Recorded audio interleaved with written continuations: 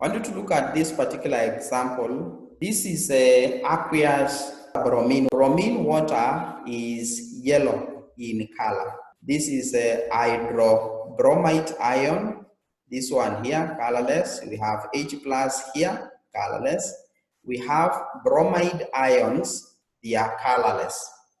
So there will be a balance between bromine water, this one, and the hydrobromide ion, hydrogen ions, and bromide ion. So there is a state of balance. Now, when we add an acid here, that is H plus ions, the concentration of the hydrogen ions will increase on this product side. When the concentration of H plus increases, the equilibrium will shift backwards.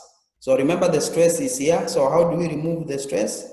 We can only remove the stress by making more of the excess H plus that is added to react with these other two substances here to give us bromine water.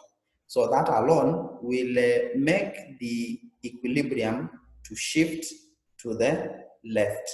So that is to say, the rate of the backward reaction will increase in this particular case. What about the observation of the color? The yellow color will intensify because the reaction that is leading to production of the yellow bromine water is favored. So when a base is added here, the base, of course, now will react with the acid to give us water.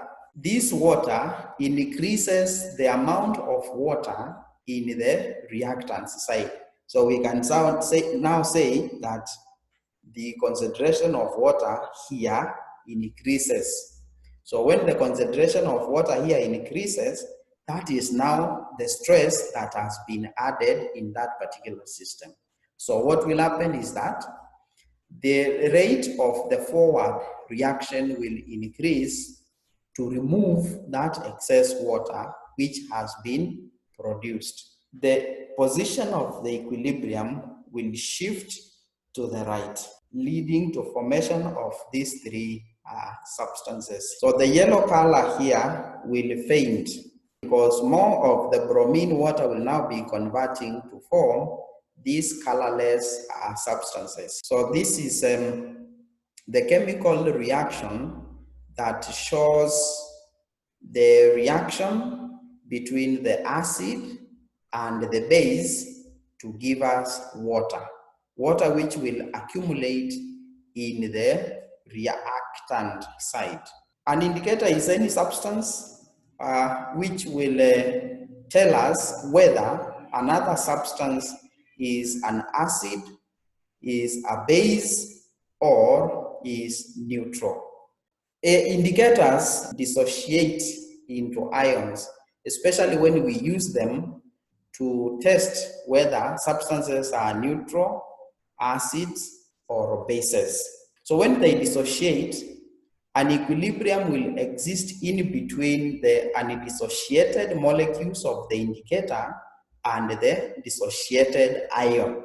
So there will be a state of balance between the ions on the product side and the undissociated indicator on the product side.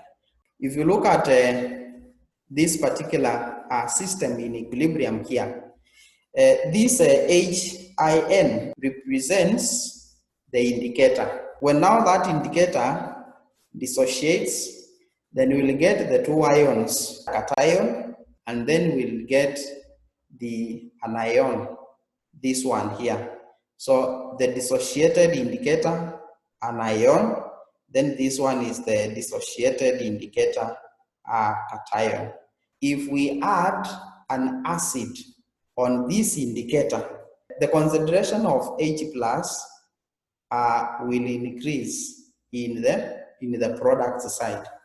So what will happen is that the position of the equilibrium will shift backwards to remove that excess H plus ions that are added here.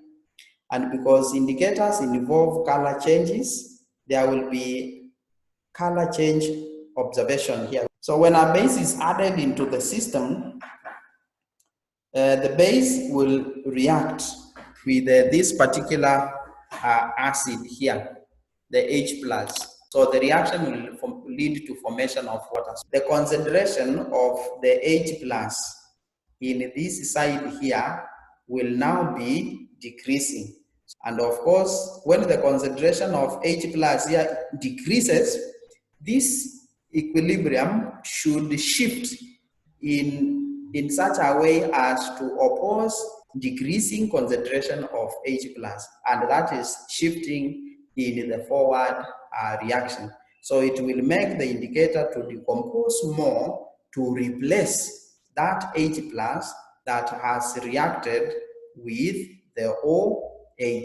So the position of the equilibrium shifts to the right, which now means that the rate of the forward reaction will increase. This is the chemical equation that represents the reaction between the H plus and OH. So there will be another different color that will show up or that will disappear.